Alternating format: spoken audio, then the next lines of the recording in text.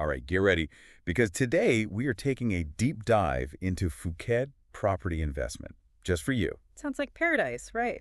Well, that's what we're here to find out. You've been dreaming of owning a piece of that gorgeous Thai coastline. And you've done your homework, I see. You've sent us tons of research on everything from market trends and legal stuff to financing options and what it's actually like to live there. So let's unpack all of it together and see if Phuket is the right investment for you. Now, one of the first things that jumped out from your research was a report that mentioned Phuket property values jumped like 15% since 2022. Wow, that's impressive. Right. Apparently, it's all fueled by this tourism boom and tons of foreign investors. Yeah, Phuket's really become a hotspot in Southeast Asia's real estate market, not just a beautiful destination.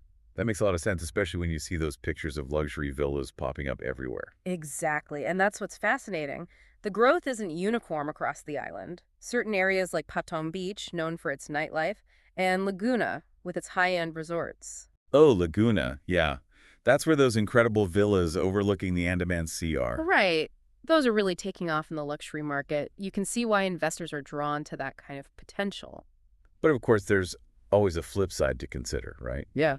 I mean, buying in a foreign country, Yeah, it can be a bit daunting. yeah, it can be a bit overwhelming, Absolutely. especially when you start thinking about the legal side of things. Thailand has its own unique legal framework, and there are definitely things you need to be aware of. Like what? What are some of the biggest things that jumped out at you? Well, one key thing is foreigners can't directly own land.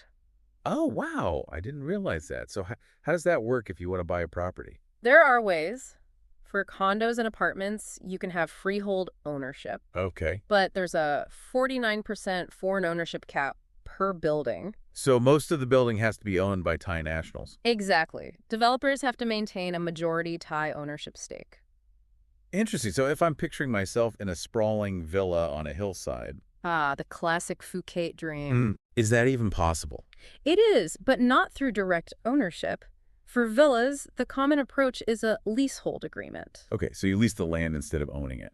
Yeah, typically for a fixed period, usually around 30 years, but with options to renew for up to 90 years total. Oh, 90 years. That's practically a lifetime. It can be, but it's crucial to really understand the ins and outs of these leasehold agreements. I bet. What kind of things do you need to watch out for? Well, there can be clauses regarding inheritance, subletting, even potential changes in land use over such a long period. Oh, yeah, that makes sense. Things can change a lot in 90 years. Exactly. Well, having a good lawyer throughout this whole process Absolutely crucial, yeah. seems non-negotiable. I would say so, yeah. A lawyer specializing in Thai property law can be invaluable. For sure. I mean, they can review contracts, help you navigate the regulations, make sure your interests are protected. Precisely. They can even explore other options with you if you really have your heart set on land ownership. Okay, like what Yeah. what other options are there?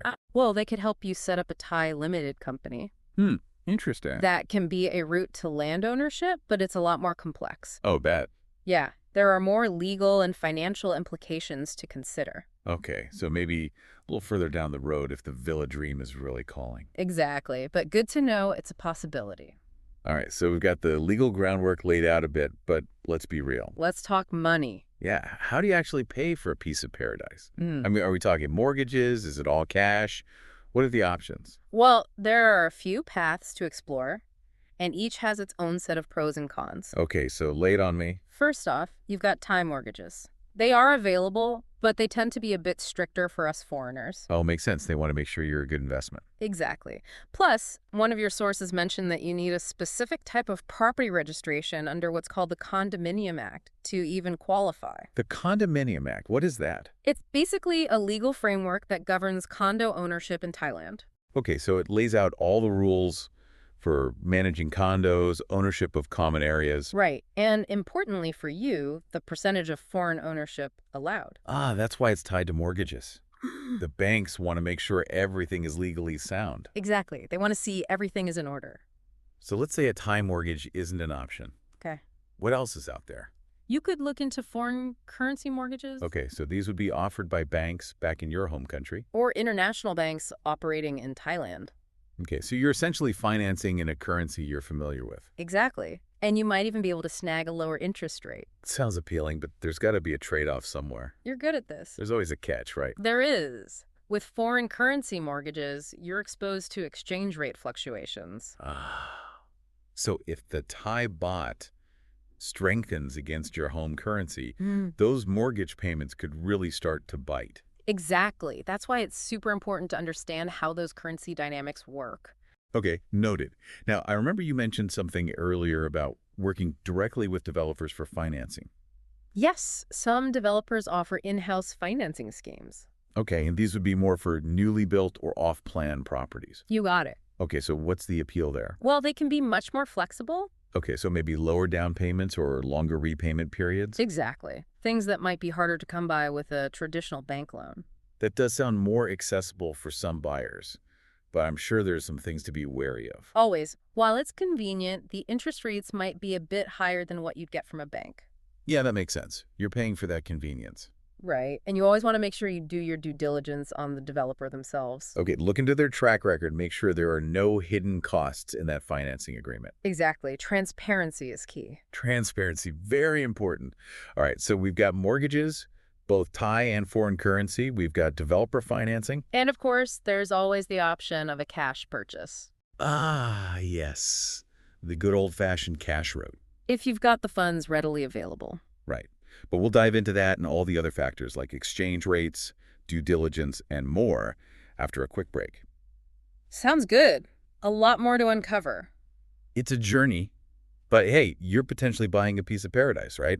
So stick with us. It definitely is a journey with lots to consider. Okay, so let's talk about that cash purchase option. All right, going all in. Yeah, seems like the simplest approach on the surface, right? It does. No loans, faster transactions. You're the sole owner, no mortgage payments. Sounds pretty tempting. It does have its appeal.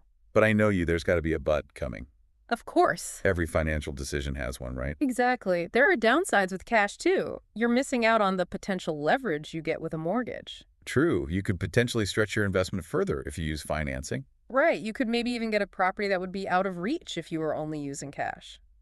Makes you think. Plus, with a cash purchase, all your money is tied up in that one asset. Exactly. It limits your flexibility. And that cash could be earning returns elsewhere while you're slowly paying down a mortgage. It's all about weighing those options and seeing what aligns best with your overall investment strategy. And I imagine even with a cash purchase, you still need legal counsel, right? Absolutely, especially as a foreign buyer. Yeah, to make sure you're following all the regulations for currency transfers and property registration. Those are crucial details you don't want to overlook. Okay, so cash isn't always the clear winner. Good to know. Right. It has its place, but it's not always the best fit. All right, so we've talked mortgages, both Thai and foreign currency. We've talked about developer financing and cash purchases. What else is out there? Well, your research mentioned some alternative financing routes that might be worth exploring. Ooh, this is where it gets interesting. Hit me with those alternative options. One intriguing possibility is a joint venture with a local investor. Okay, so you're basically teaming up with someone who knows the market inside and out. Exactly. They bring local expertise, maybe financial resources, even help with property management. Especially if you're not planning on living in Phuket full time. It can be a great way to share the risk and benefit from their knowledge. Like having a built-in guide to navigate all those complexities. That's a good way to put it. What other alternative methods are out there? Well, if your goal is rental income, you might consider looking into investment loans. Okay, these would be specifically designed for rental properties. Exactly. And they often come with perks that cater to landlords. So maybe lower interest rates or longer repayment terms. And sometimes they even let you use a portion of that rental income to offset your mortgage payments. Oh, smart. So the property is basically paying for itself. In a way, yeah. And that can really help build equity over time. All right, that's a good one to keep in mind. And we can't forget about in-house developer financing. Oh, right. We touched on that earlier. It can be a really convenient option, especially if you're buying a brand new property or something off-plan. Yeah, you're basically cutting out the bank and working directly with the developer. Exactly. They become your lender. So what are the catches there? Well, interest rates can be a bit higher than a traditional bank loan. Yeah, that makes sense. You're paying for that convenience and speed. Right. And it's extra important to do your homework on the developer. The due diligence strikes again. Always, always. Check their track record. Make sure the financing agreement is transparent. No hidden costs lurking around. Okay, so in-house developer financing. Another option to consider. It can be a good fit for some buyers, but you have to be informed. Informed, I like it. Knowledge is power. Exactly. And no matter which financing path you choose, having that expert legal counsel throughout the process. Oh, yeah. We've mentioned that a lot. It's so crucial. But it's worth emphasizing because Thai property law, It can be tricky. yeah, and a good lawyer can really make all the difference. They'll help you understand those leasehold agreements, the regulations on foreign ownership. Make sure those contracts are ironclad. It's all about peace of mind and minimizing those risks. Right, because the last thing you want is to end up in a legal nightmare in a foreign country. No one wants that. Okay, so legal counsel, check. But let's not forget about finding a good real estate agent. Absolutely. They can be your eyes and ears on the ground. Especially in Thailand, where the real estate market isn't as regulated. You're right. It's essential to find someone you can trust. Yeah, but with so many agents out there, how do you separate the wheat from the chaff? Referrals are a great place to start. Word of mouth, always a good bet. Ask friends, family, colleagues who've bought property in Phuket if they have recommendations. Okay, and if you're starting from scratch, Do your research. Look for agents who are members of reputable professional organizations. like the Thai Real Estate Association, for example. Exactly. And don't hesitate to ask for client testimonials and references. So basically, treat it like any important business decision. Vet their credentials, talk to people who've worked with them. Trust your gut. Okay, so we've covered lawyers, agents, and even alternative financing methods. We've laid a solid foundation.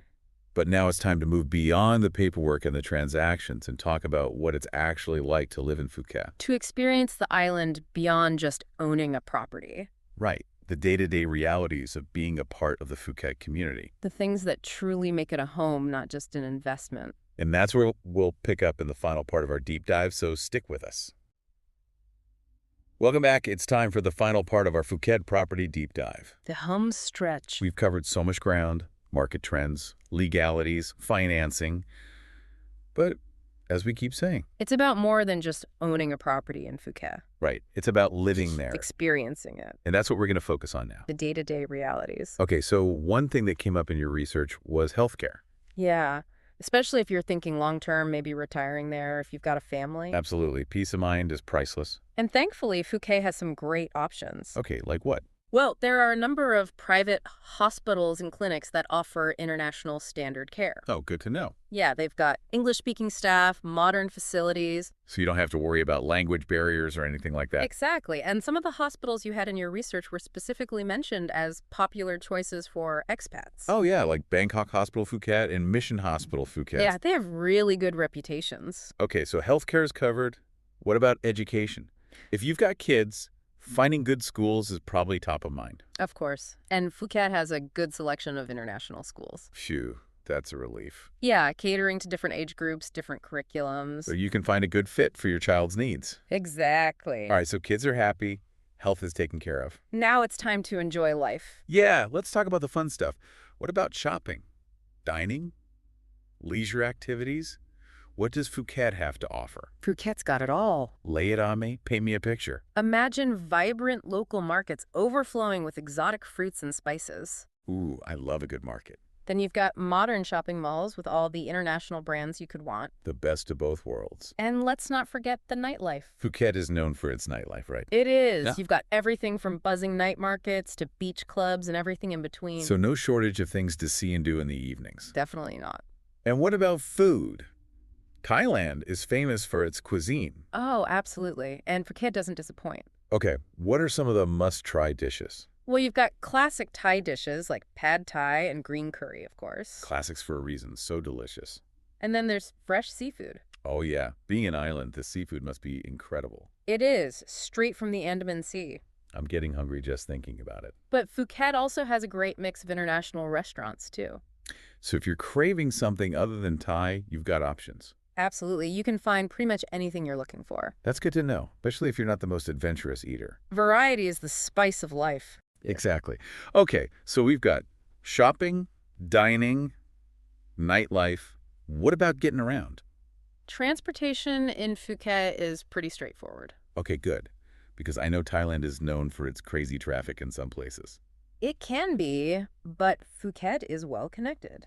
All right, so what are the main ways to get around? You've got taxis, of course. Okay, easy enough. And then there are songthyus, which are like shared taxis. Oh yeah, I've heard of those. They're a fun and affordable way to get around. And I imagine there are plenty of motorbike taxis zipping about too. Definitely. Those are great for shorter distances. Okay, so those are the options for getting around town. Right, and for longer trips, there are reliable bus services connecting the major towns and attractions. Makes sense. And of course, you've got Phuket International Airport for flying in and out. So yeah, getting around isn't a problem. All right, that's good to know. So we've talked about the practical side of things. Healthcare, education, transportation. But what about the cultural side? What's it like to actually live in Phuket? Immerse yourself in that Thai culture. Phuket has a unique blend of Thai and Chinese influences. Interesting. How does that manifest itself? You see in the architecture, the food, the traditions. I bet the temples are beautiful. They are, and the festivals are vibrant and colorful. So it's a really rich cultural experience. Absolutely. And of course, you can't forget the natural beauty. Oh, right. Those iconic beaches, those crystal clear waters. Picture yourself strolling along pristine shores, maybe trying out some water sports. Or just relaxing and watching the sunset. It's a place where you can really unwind and reconnect with nature. Sounds idyllic. It can be. It's about finding your own pace and rhythm within that tropical paradise. Okay, so as we wrap up this deep dive, Time to reflect. I'm really struck by how Phuket offers more than just an investment opportunity. It's a lifestyle. It really is. We've explored so many aspects of Phuket property investment. We've dug deep. But ultimately, the decision is yours. What speaks to you? What are your priorities? Is it the potential for financial gain, the quality of life, the cultural experience? It's about finding what matters most to you. Exactly. We've given you the information, the knowledge. The tools. Now it's time to use them and make an informed decision. And who knows? Maybe one day you'll be sharing your own Phuket stories. From dream to reality. It's possible. Well, we hope this deep dive has helped you get one step closer to that dream. Thanks for joining us. And if you have any more questions about Phuket or anything else, We're always here to help. so keep exploring and keep dreaming. And most importantly, keep diving deep.